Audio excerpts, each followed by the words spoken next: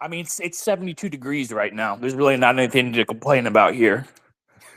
Hey, at least it's one of us. At least one of us is in kind of a controllable environment. It's funny. It kind of opens, Mikey, you being here, it helps to kind of open up the conspiracy theory subject, and you talking about weather and us talking about weather kind of opens one up that I want to jump into. But before we do, I just wanted to announce a couple of quick things for all the Berts that are in here now. If you guys saw our Birdathon this morning was a little different. So we posted a video this morning that is basically going to be a week-long contest. So that was our Birdathon for today. Whoever, Miguel, Sunday Night Mickey, Sombras de Semita, I don't know who you are, but I'm going to approve. If you wanted to come up and speak, I'll give you a shot.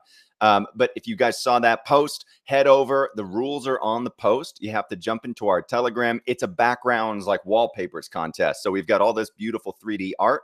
I've been drawing like a madman, creating graphics and pulling in all of these new assets and just absolutely going crazy with them. So what we did is we created a backgrounds pack. And there are mobile backgrounds and desktop backgrounds included. So no one's left out. But what we're looking for is for you to just get creative, use the backgrounds, show us your setup, or you can show us your setup in like an exotic location. You can show us you take a picture of your phone with someone else's phone in a crazy location with the background. Like get creative with it. Definitely push yourself and get out there, whether it's, a laptop in your house. What can you add into the frame to kind of spice it up a little bit? Like Des, I saw he posted in the group this morning. He's got like 7 different displays that he plastered the eBird art onto, which I thought was amazing. So again, it's all really fair game. There are really no hard and fast rules. Just use the backgrounds, show us the art. Let's just get the art out there. This is, if you guys have been here, which many of you have, so shout out to T and SK and MJ and Addy and Piz and all you guys who have been here for a long time. You know that we've been, and HG, how can I forget, and Autocrat, Pantlord, everybody. You guys know that we've been working on our 3D stuff for a long time. This is now months and months of work that we've kind of been waiting to just get these assets in hand, start using them. And you can see now that our look is completely transforming. And this kind of evolution of a character is now being really shared out in the open, just publicly. So you can see, we posted a post a few days ago that was one of the first drawings I did in like late 2020 of eBird, and there's no lighting, there's no there's no shading, no nothing. It's just the shape of him. It's basically just a silhouette with these little lightning bolt ears. And then it pushes over to what we're looking at today, which is this beautifully rigged 3D model that is animation ready. We have the guys over at HRM already working on our animated content. We'll probably start with a bunch of short form material that will help us push towards other platforms like Rodeo and Instagram. And we're going to start really pushing toward a Web 2 audience, similar to the way that you've seen Pudgies and Doodles and some of these other brands doing, to hoover up as many people into our ecosystem as we can. We've talked about the echo chamber that is kind of the Web3 world. It can feel like that sometimes. And when you have a character franchise, it's really important to show the world what you're doing, not just the crypto space. Because when we do that, not only do we onboard new people into the Web3 ecosystem onto base, but we also bring them into our world because they can familiarize themselves with a character franchise, right? The way that I talk about it sometimes, and our friend BK has mentioned this, it's like we're the Web3 Wally. We're building a character in public. We're showing people what we're making, how we're making it. And that's a beautiful way to, I think, build a business. And we had a couple people in our chat, in our Telegram this morning. We were talking about a business and what makes a foundation of a business and why you'd want to, invest in a business that's actually building a foundation in this way. So I just wanted to shout that out. I wanted to mention that this art it's important for us to show the world that we have this art now. I think that when you look at it and then you look back at the 2D stuff, it's actually kind of shocking. And for me, it's really trippy because I've been looking at the 2D stuff for years. So I'm interested, like Rain, like you've been looking at the 2D stuff for now many, many, many months. So to see it kind of jump to this other dimension, it's probably pretty fun. And I think that it just gives us like endless possibilities. No, it's yeah. So for those who don't know, man, I refuse to look how do I put it? I only see what our community sees. And that's my decision. That's my choice. Just because I always want to really make sure that, you know, one, I'm in the same mindset and consumer perspective as our community here. And two, I never want the change of, you know, excitement and perspective and thought and feeling, you know, to leave me with Ebert, right? So I've been pretty fucking blown away. I'll be blunt. You know, I've just seen slowly but surely like the 3D graphics emerge and come into play, and they just keep getting fucking better and better. Like the one I saw, I think it was on the 4th or the 5th. Let me go to the Twitter. Yeah, this one. So right. So what's in a name? Ebert, right? Alumnus lesson from the creator of Who is Ebert, the thread, that image there, like just looking at the texture, you know, of his, I don't know if we call it skin. I don't know what the hell we call it, but just looking at the texture of the body, the 3D element, the shadows, even the eyebrows are fucking 3D, right? Like it gets me really, really, really, really excited. And I'm still, so just so you guys know, I have no idea what the lower half of the body looks like. You know, but they're working on it. They're working on it. And I refuse to look at the lower half of the body. But again, it just gets me so excited for like the content and all the stuff that we're making and what we're doing, you know, for when it comes to new fruition, that like, I mean, this is really, really, really, for lack of better term, just really fucking good. Like really, really, really, really, really fucking good. Like I'm blown away. I'm blown away. And like to see the 2D to 3D evolution, yeah, it's incredible, Ebert. It's absolutely incredible. One of the coolest things about some of the first conversations Rain and I had were when he told me that, when he was like, just so you know, I don't want you to show me anything. And I was like, what do you mean? He said, I want my genuine reaction to be public, which I think is so perfect. And for someone who wants to partner and kind of shepherd us as we grow in certain ways, having a genuine reaction to things is something you can't really fake that, right? So like if Rain was getting all of these drops of the artwork beforehand, yeah, like you could probably fabricate some excitement on X, but he doesn't do that. And I think that was a really, for me, that was a really big thing. I was really impressed with the fact that he said, no, just keep me in the dark. Don't share things. And it's been hard because we have elements and certain things that we're working on that I'm like dying to show people. But I think that this jump is just, it's so striking that, you know, for me, like just the details and all of the work that we've done with Umeshu. I tried to get them in the space today, but I think that, I mean, they're in France. So right now it's like nighttime for them. But all of the work that we did with them, we toiled on textures for weeks, you know, like we really did work every little detail. And for those of you that know, part of the 3D process in the very beginning, Ebert we tried a baby Bert. We tried a really, really tall Ebert, like 15 feet tall type Ebert. We tried all different shapes and sizes of what he would look like. And just it went through many, many different iterations. And it feels, I told them at one point when we landed on like the size and the look and the feel and the kind of the general model, I was like, I think we found him. And that, like, when I said that, it's like all of a sudden the engines just kicked into another gear and the momentum that we had like pulled us to the finish line. And it really feels like we found him. And I know that sounds kind of like up in like heady, but at the same time, like if you saw that post that Rain just mentioned, I'll share it up to the space. That's a real thing. Like I've known about Roger Ebert for a long time. I think everybody has known about Roger Ebert. You've probably read his reviews and maybe not even realized that you're reading his reviews. But what's interesting about the Ebert story, if you guys didn't see that post, is basically in like 2022, I was watching a lot of movies. I mean, we were watching like maybe 1-2 titles a day, probably getting through like 10 to 15 films in a week. And I was just slamming movies and I was looking at reviews and I was on Letterboxd and I was just really like hitting it hard, trying to like just study and learn about the filmmaking process and just try to figure out like what my taste was, because I'd never really explored that before. When I was doing that, Roger Ebert was a name that I saw a lot of. And I could have mentioned this in that post, is that his reviews and his voice within the film review space is ubiquitous. It really is everywhere.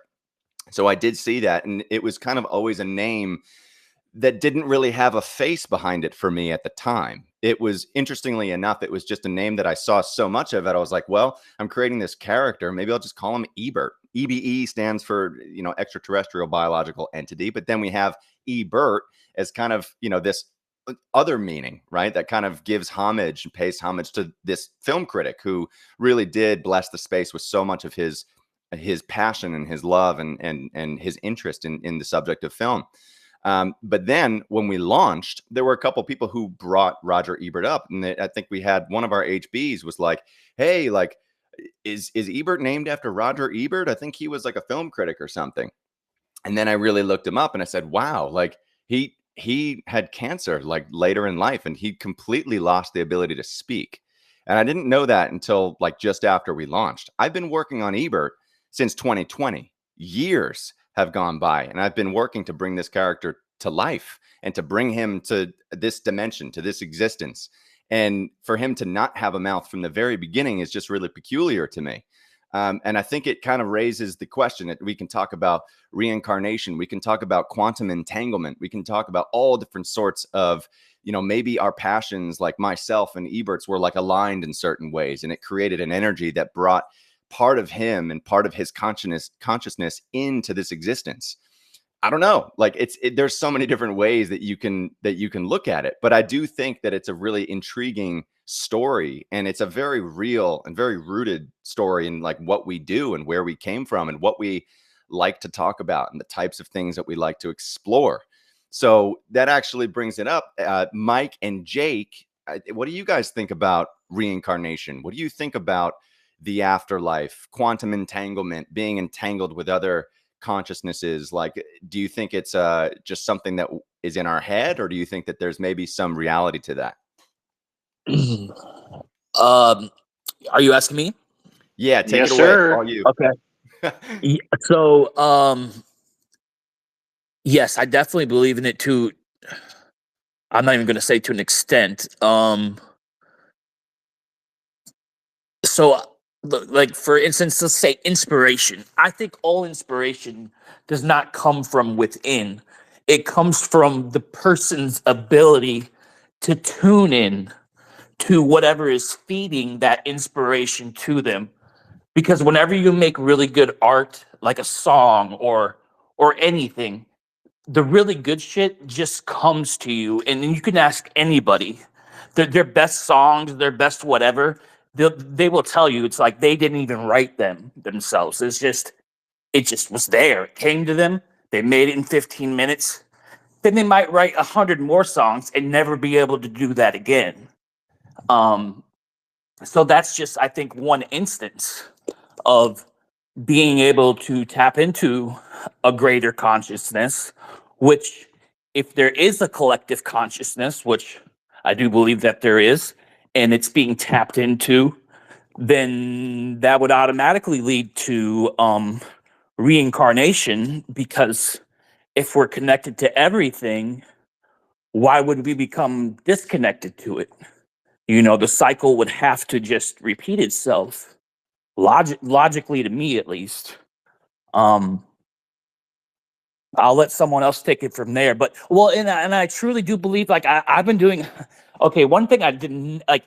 If you've ever heard of the movie Men Who Stare at Goats, it's a comedy and this was a real government project. There's a bunch of them that are even more crazy, but they dealt with remote viewing. I don't know if you've ever heard of that, but that's basically where a person focuses or meditates, thinks of nothing, and then basically they're able to view themselves from a third person perspective, basically, or to even basically to view like a satellite does in space. Like they can try to concentrate on an envelope that someone has written on in a house in Sweden, and they'll just give them, I don't know, they give them some little contextual clue. I'm not sure what it is. I think it's different for every person, because every person has a different way they're able to do it.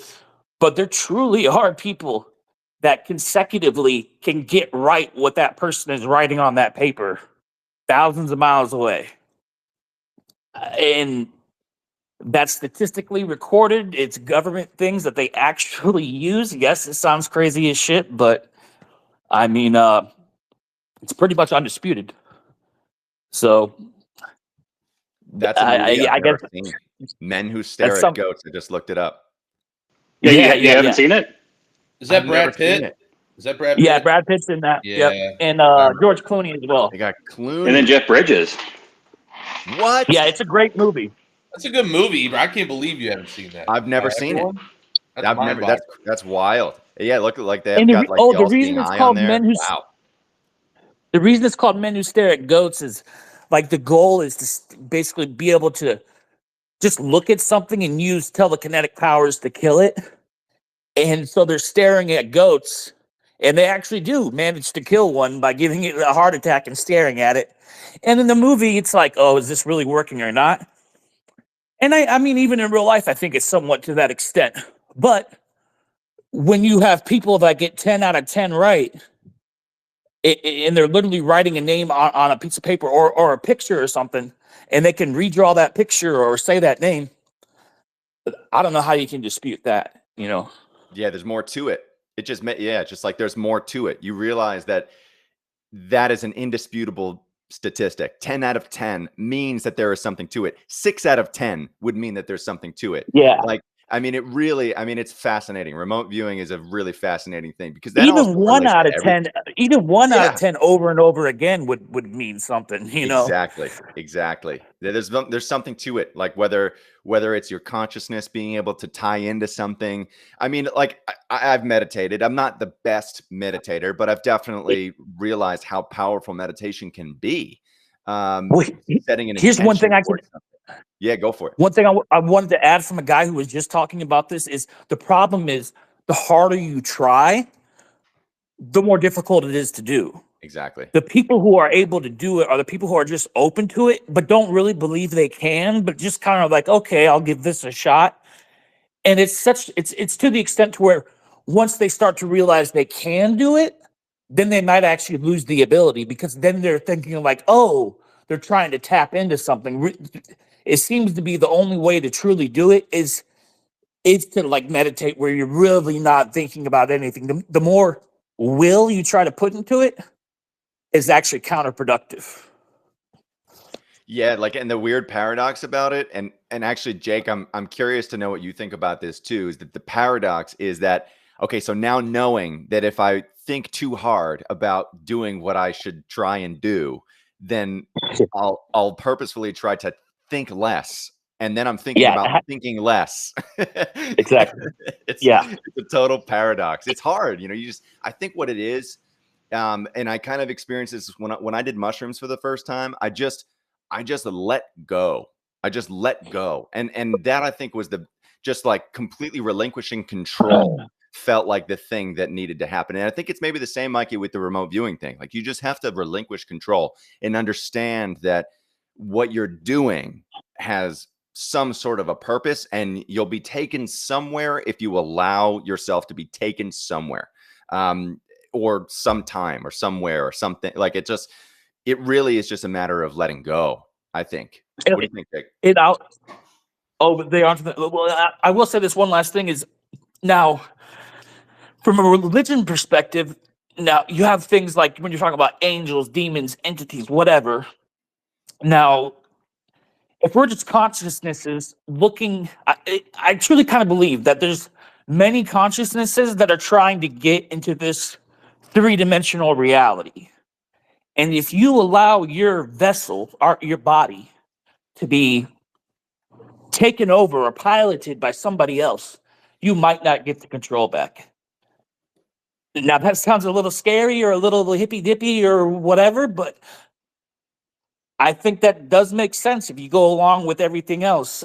Just to be cautious. So sometimes what I'm saying is you don't necessarily want to relinquish the control that you have over your body, but maybe you do. I'm just saying, just be aware of it, you know? 100%. Because I do think that's something that happens. Oh, 100%. I also think that control is truly sought after by authority and governments and world leaders and people who have the control who don't want to get rid of it. I think that the way that they can get it is by altering the state of mind of the people that they're trying to control, usually through fear. But I also think that through substances like alcohol, and I also think through porn, I think that there are ways that men and women are controlled. And in a weird way, it's almost like they're opening a portal to something. Like I feel like there's a reason like those things that I just mentioned are so available too. It's like it kind of opens this portal to other energies coming through and kind of running the show, kind of taking the wheel. And I think that I called bullshit on that like a long time ago, because I think that we've all kind of been through waves of, whether it's addictive waves to certain things. Like I used to drink way more. I don't really drink at all anymore. But I think that, you know, we've all been there. And I think that you realize something, and the reason like maybe things are so available and so easy to get are the things that relinquish your control the most. So I'd really, yeah, I agree with that. Like that really resonates with me, Mikey, just because I've thought about that for a long time, and it kind of, you grapple with it. You're like, no, like it can't be, right? It can't be that simple. But I really do think that, you know, something gets unlocked and you kind of give away, you give the wheel to something else when you're, you know, not as aware of yourself in certain moments.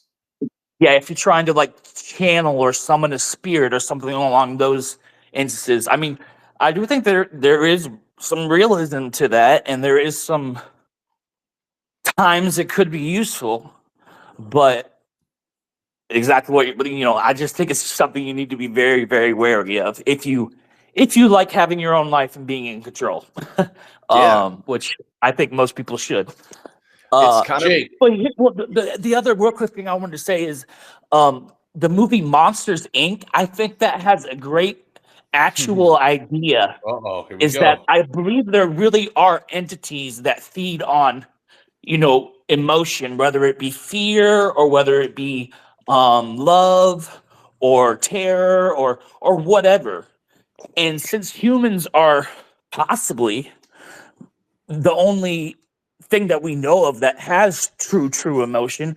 Now, I definitely think animals have feelings, and I think that it does go beyond that. But maybe we could say we have the most, and that's why they're would like to either help us or fuck with us, because some things literally, like, it's their food.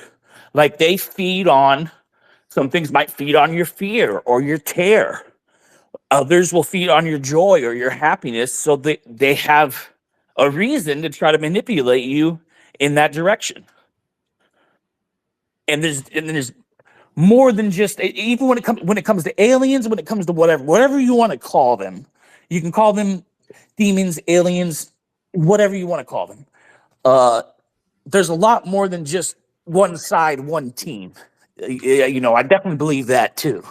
you You don't know what I think that mean? there's Like, a duality to everything. You don't think that there's just good and evil. there's more than duality. Yeah, no. There's a million shades of gray. Interesting. Real quick, let Jake cook. Let Jake cook. Oh man, All right. I'm like clapping over here. Let Jake cook. Jake's having a great time. I'm here He loves meditating this and catching these waves, man, from the ether. So this is a good way to jam. Oh God, where to jump in? I mean, there's at minimum 8 different topics here to explore the vastness of the. I guess I'll highlight starting with thinking about your thoughts. And most on this call, give me a thumbs up or a heart or something if you've heard of Alan Watts before, and if you've listened to Alan Watts, maybe at least 2 or 3 of his talks before. And Alan is very much so an enemy of thoughts, and not necessarily an enemy of the ego, but he comes at a place after studying his esoteric, traditions and coming back to California, that one who does nothing but think becomes their own thoughts, and so how can they action anything other than where they're lost in their own thoughts? That's a paradox. Going back to what you were saying earlier, Ebert, is how can I want to do this, but the more you try to do it, the further away I'm going to get from doing the thing that I want to do, right? So one way to circumvent it in a non-dual perspective is to remember that you're not your thoughts and you can separate them. So while you're sitting there, one way that, something that I do when I meditate is, oh, there's a thought that comes through. Interesting. And I just let it go. But, oh, cool. All right. There's the next one coming. My mind is going to work in overdrive, trying to fill some capacity or cavity of a void to make meaning of something. And then reality, or any reality for that matter, may not have any meaning that, is possible to then contain in a single thought. And so we can let them go, right? And Sri Aurobindo really, I think Ellen was studying Sri Aurobindo's work at that time. And again, I highly recommend the book, The Integral Yoga by Sri Aurobindo. It's a very heavy read, but he really speaks about that we are absolutely not the substance of our mind if we are to merge with what we perceive in the universe. So jumping forward out of that, I would say a paradox, because it is one. It's absolutely a paradox. And it's one that maybe it should never be solved, because maybe that's what makes us human, right? In our spatial and special evolution. The other, I say, subject that really comes to mind here, let's talk about a bit of a free-for-all within incarnation, and what are the limits of consciousness exploration, which, this is really fun stuff to jam on. One of the first things that came to my mind hearing this, who's heard of the story about, his name is Paul Amadeus Dinock. Paul Amadeus Dinock. Anyone remember that story? I've heard this, yes. Yep. And the book is from Chronicles from the Future.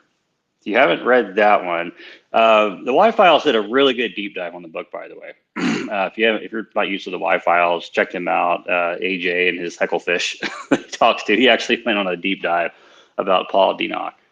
But the book, Oh yeah, I love that channel. yeah, it's fantastic. And then, but the book actually has way more in detail on what possibly happened in a consciousness transfer, where he wakes up in the year like 3,900, 3,400. He wakes up way in the future.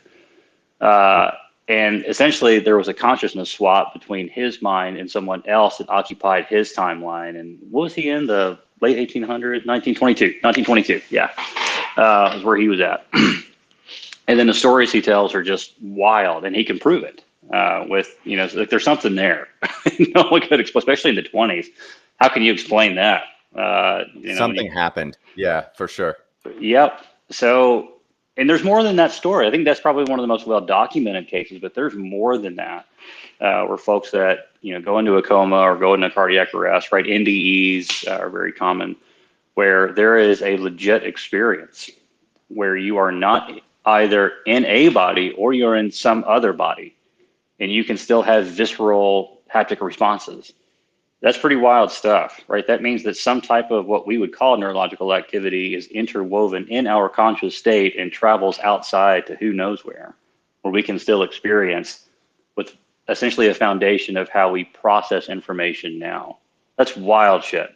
And that absolutely does support the many integrated worlds theorem that's being floated around now as a subset of integrated information theory, which again, if I highly recommend people check out that. Integrated information theory is probably one of the best theorems that we have, bringing philosophy, neuroscience, computer science, and I would say quantum engineering, quantum physics into one shebang, where we try to bridge quantum mechanics and relativity.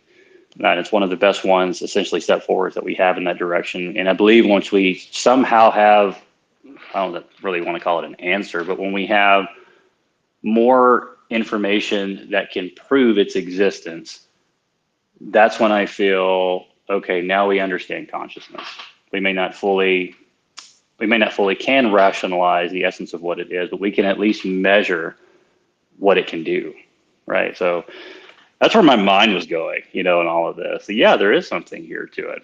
And there's great films being, introduced. I'm a huge Jeff Bridges fan. So, all right, Man Hysterical. It was hard for me to watch, admittedly, just from some stuff I've done in the past. But, Jeff Bridges and, his everyone doing LSD at Fort Bragg, I've been to Fort Bragg. So I'm just trying to picture what that would have gone down like. And that probably happened, which is insane. So anyways, I just love riffing with you guys up here. But that's where my mind was going at. It's there's so much. Yeah, go ahead, Rain. No, I mean, okay. You want me to cook? So I got some. Yeah. I think, yeah, you guys are gonna like this shit a lot. Now before I say this, I'm gonna say Uncle Mikey. Do not say anything Ask me before you say a certain thing about the certain thing that I'm about to say. Okay. All right. Ooh, spooky, Yeah. spooky. Yeah. Okay. So, yeah. So I'll say this. And Mikey might not know at first. So once I start talking about, he'll be like, "Holy shit!" You know what? That does make sense. He's probably gonna start dying, fucking laughing. So as people know, like Uncle, he's like a big brother to me. I love him to death. You know, he's had my back through, I mean, pretty much my whole life, basically. Good and bad, of course, you guys know. But okay, so I'm gonna dive into this. I'm gonna say something, and when I say it, I just want you guys are gonna enjoy. You guys know how I talk and stuff. You know, there's a lot of entertainment value in it, and so this is meant to be entertaining. It's also 100% true story. Okay, so I'm gonna open it up, and I'm gonna say, if you've never been in a cult, I highly recommend you guys join a cult. Okay, just just for like a month or whatever, just to really experience it. Okay. Now I know people are gonna be like, you guys are gonna be like, what in the fuck is Rain talking about? Okay. So I'm gonna give a little context here. So I was actually in a cult for probably about 2 years, without knowing it until like the last like 3 months, which those are the best cults, right? When you don't know you're actually fucking in a cult until you really start to realize you're like, holy fuck. Okay. So I'll break it down and I'll explain why you should do it. Okay. So there was and this one Mikey's gonna make the connection. There was a wellness project I worked with. Okay. I'm not gonna dox him or whatever, but it was out of college. It was one of my first like big projects. Basically, like there was this company that really wanted to focus on wellness, launching wellness apps, so that stuff. And I held wellness, really close to my heart. I really hadn't, the most of my wellness journey experience was like, like breathing, like controlled breathing to like calm the fuck down. That was it. And so when I came on board, with this company, this is all in person, and stuff too. It was really different. It was like employee empowerment. We would have our meetings every Monday were actually guided meditations. There was no business talk. There was nothing. It was a guided meditation. And that's how it started. Right. And then it started to turn, more into spirit guides and spirit guidance and channeling, spirit guides and all this stuff. And if no one knows what that is, it's pretty crazy to think about, but I'll just give an example. Like, quote unquote, one of our business's spirit guides was, Heath Ledger. It was Heath Ledger. And so, like, we would, it would just be silent for like a fucking hour, in this like super nice, uber expensive office. No one was allowed to talk. And you have a notebook in front of you, and you're basically just trying to channel into Heath Ledger's spirit and write down, whatever Heath Ledger's trying to tell you. Okay. So as you can see, you'll see where we're getting a little close to the cult thing here, just to break it down. But what I will say is, I'll start with a very positive experience, is that, not saying any of this stuff is real, not saying, is or isn't, but it does give so much power into the human mind and the thought process of what you can achieve, right? From, just believing and really just letting go. There was a thing that I did, and it was inexplainable. But so we took a retreat to this sounds crazy, but a cabin in the woods. It was literally a fucking big ass cabin in the fucking woods. And they had a shaman come out there. They had, multiple meditation specialists and some Buddhist people and all sorts of shit. It was crazy, like in a good way. It was dope. But this is where it really kind of where I was kind of like, this is a little scary, in a good way though. But so the leader, I guess the boss, the CEO, she's a female. She had no experience running a business or anything. She had a really, crazy backstory, upbringing, all this stuff. But like, she believed, basically revealed to us, that she was a goddess from another planet that was chosen. They always are. To lead, yeah, exactly. To lead the Great Awakening. All right, to lead the Great Awakening. And like then it started dive deep into like QAnon stuff and all this stuff. And so we did she like put on this like white dress and white veil, in front of us. You know, it was like you could see like her nipples. Like it was pretty crazy. All right, like it was wild. And she just placed out like 8 tarot cards in front of her, right? And then she read the tarot cards, and as she was reading the tarot cards, she got to, you know, the last one that was it was like death. I remember that was like the thing. It was something to do with death, and it was like, you know, she goes, based on the readings here, someone is a false prophet among us. All right. And this is like a group of like 15 of us. And I'm like looking around, I'm like, oh my, what is about to happen? There's a fucking there's someone in here who's not who they say they are. What the fuck is happening? And so she goes, this is what's fucking crazy. So she goes and looks in each person's eyes one by one, right? Left to right. Don't. Stops. I'm not going to say his name, but stops this guy. And he's like, and she's like, your heart isn't into the business. You don't truly believe in what we're doing here, and we have to let you go. It felt like a reality TV show. You can pack your bags and leave. We'll order you, you know, a driver to come get you and take you to the airport. And this guy, I kid you not, he starts bursting into tears, right? And he's like, I never believed, but now I do believe. How could you know that I didn't believe? And all this stuff, and going breaking down, all this shit is bullshit. I've known this is bullshit, but I've just been here to, you know, you paid me really well for this. Please, I need the job. I need the money. And she's like, it's not about the money. It's about the mission. And you don't believe in the mission. And the cards have spoken. And he fucking left. And I was like, holy fuck, what is happening? What the fuck just happened? So now I'm kind of fucking scared. I'm like, you know, we about to drink the fucking punch. What's going on? So, you know, we all get back from the retreat, go to the fucking office, and then we have she brings in a shaman into the office a week later, and the shaman has like fucking, he's got weed, he's got like DMT, he's got every fucking, you know, obviously a shit ton of drugs, right? And you know, obviously, whatever. And she's like, everyone must take the drug that calls to them.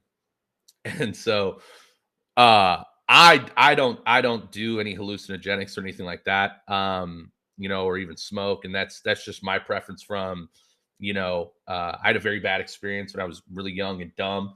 And so like, basically I just don't like it. You know, I trip myself out, but I know the benefits, all that stuff, yada, yada, yada. I just don't do it. Right. And so I was like, okay, I'm going to pretend to smoke weed. That's how I'm going to do this. And I kid you fucking not. Everyone's eyes are closed. Everyone has their thing. Everybody took their thing. It's like a moment of silence. And she goes, you know, everyone's eyes are closed. And she goes, stop. She goes, Rain, you are not with us in the higher plane. Did you not smoke? And I was like, no, I smoked. She's like, the spirits are telling me you did not smoke. And I'm like, no, I definitely smoked. I'm high as a kite. She's like, then smoke again. And I was like, okay, I can't. And then the crazy thing is she then honored me and said, I don't know, some crazy thing about being truthful and all this stuff. And then like, basically was like, he is the most loyal of everyone here. Da da da da. It's a long story short. After that shit, I was like, all right, I gotta get the fuck out of this. So I got the fuck out of it. But what I did learn was, and I will say this, you know, the meditation aspect is beautiful.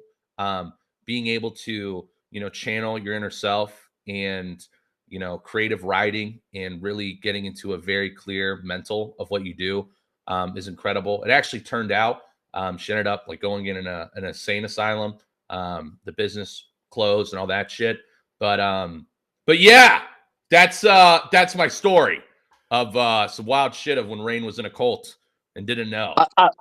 I want to say on that, lady, man, those are psychologically done in a way that they would work on anybody, no matter pretty much who she.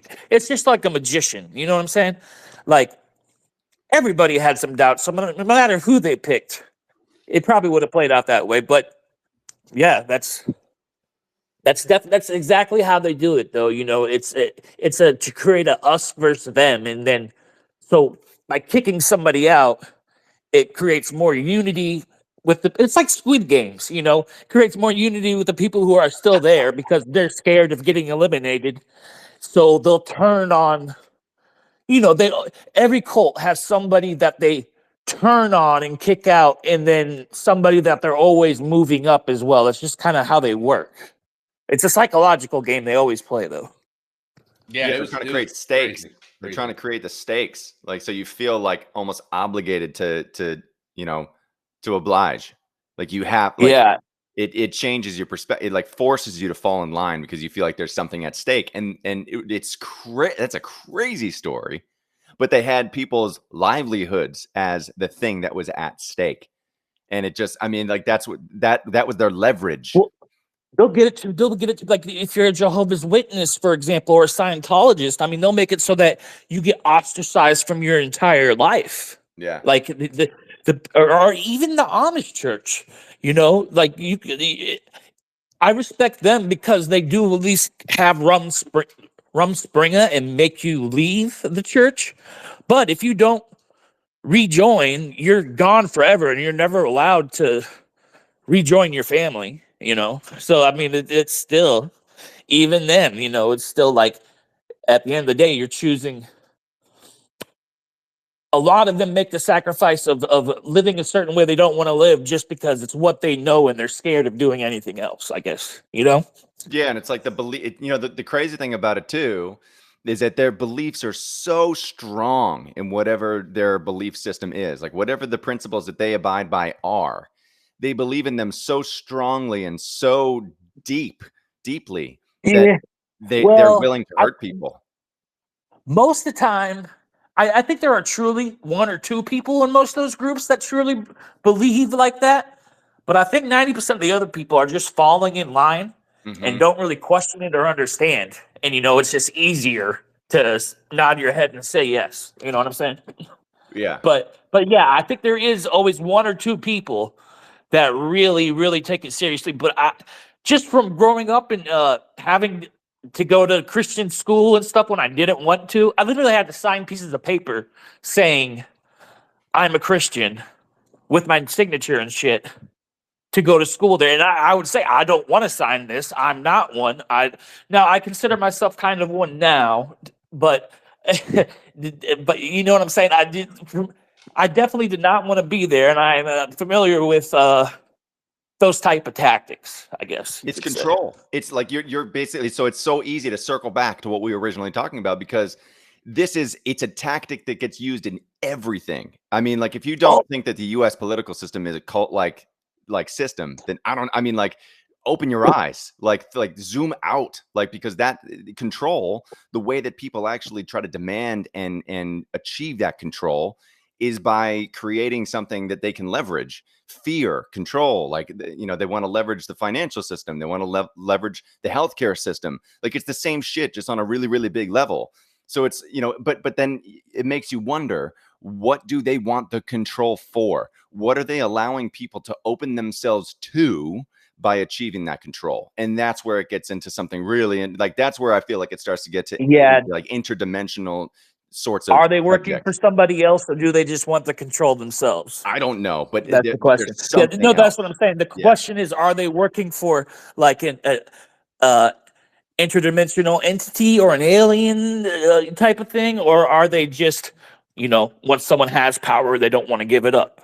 I think it's That's the question. both. You know, I mean, like it's probably like capitalism, I think is kind of like, I don't know, capitalism itself changes people into, you know, very dark versions of themselves. And that may play a part of it, but I also think that maybe capitalism don't know.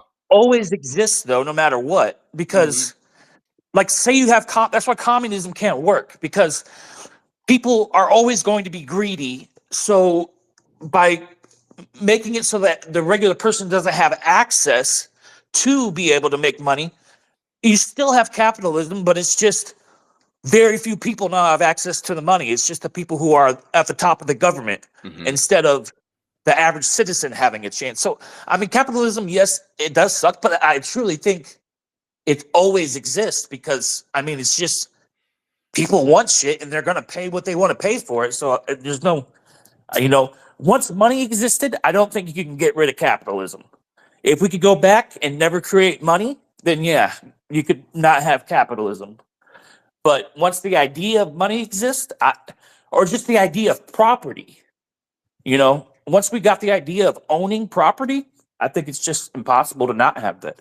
Right. Because all of a sudden that is what became valuable. Like our definition of value was kind of tethered to certain things. And whether it was us that did the tethering or the people that tried to implement the system of capitalism, tethering it to that and like bringing our attention to that, it's kind of like, I don't know, it's neither here nor there. But I think that you're right. Like it's when those things were defined, like humans define things. They define what value is. They define what time is. They define, what history is, what science is. There's like a definition and a framework placed around so many things that is kind of forced down people's throats. And I think that what we talk about a lot, and we tend to kind of dive into these subjects that go beyond the bounds of what that framework is. And, when Jake was mentioning Paul Dinac, like this guy, he said during a coma in 1921, his consciousness allegedly traveled to the future and entered the body of a man named Andreas Northam. He documented his experiences, which were later translated and published as Chronicles from the Future by Achilles Sergios. I mean, like, we don't learn about that shit in history class. We never will, right? No, of course not. It forces us to think outside of what we're comfortable thinking about. And that is where control is lost.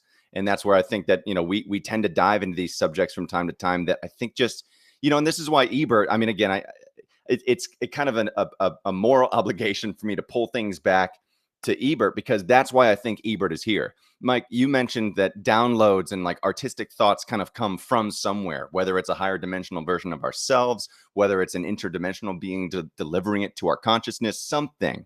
They come from somewhere and they're very fast.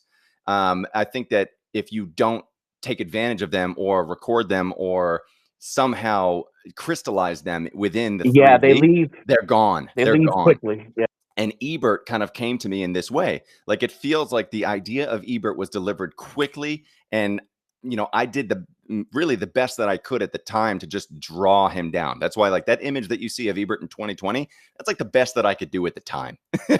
And it wasn't very fucking good, but I think that the idea was so strong and it felt like the idea had so much purpose that I felt like this almost like a spiritual obligation to like pull him through and to kind of continue evolving him in the best way that I could, because the idea felt so real and tangible. So it really is so peculiar. And I think that the more that we can kind of open ourselves to things that we don't necessarily know or understand, I feel like the more we're allowed to grow, like we allow ourselves really to grow as human beings. And you don't need psychedelics. You don't need weed. You don't need any of those things to do that. You just need to be present and you need to just be open. Like Mikey was talking about before, you just need to be open to the idea of growth, open to the idea of thinking inwardly, open to the idea that you may very well be telepathically communicating from a completely different dimension. Animals, like internet, all of it. Like you just have to be open to it. I would say in our society, we support the intellect, like that side of thing, but not the intuitive side of things. Like I believe that like the Mayan or the Incan cultures, I believe they were much more developed intuitively than we are. It's just a different type of technology. And that's something that you can't think about. That's the feeling. That's the sense you get in your stomach when you just know something's wrong, that type of thing.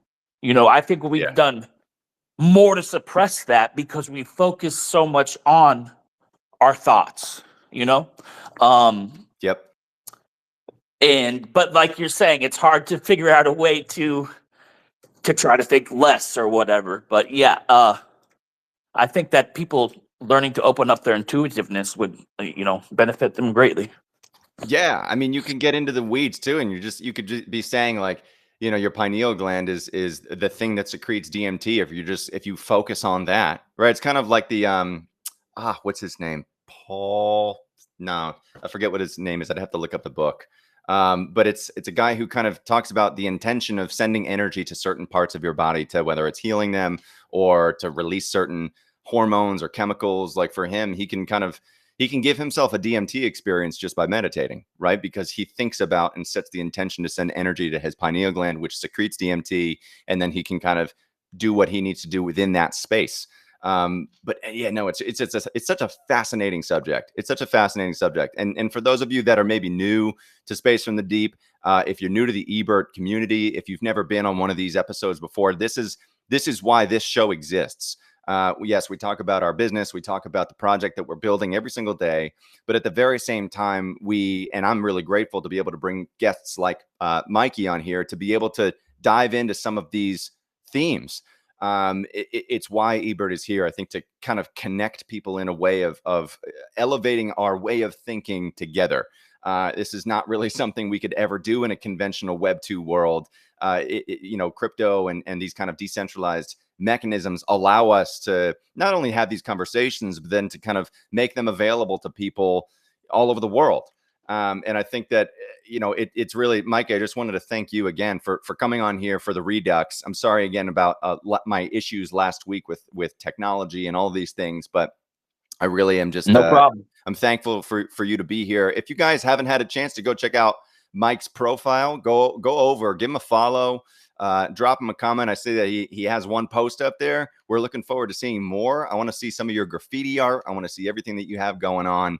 And I think that at this point, we're at 11:05. So we've been jamming for a little bit. So that's really it for me. Jake, I don't know if you had any final thoughts before we did an official sign off. What do you think? I think we're ready, yeah, for a good sign off, man, on eBert. I just want to say thank you for everybody joining in, listening to us rip up here, about some really cosmic adventure and voyages to expand, I don't know, just your own thought philosophy, right? So if there's anything that you take away from today, it could be essentially, can you let go of what you think you know and embrace something that's new? I always go back to curiosity for that, but can we embrace something in the new of the day?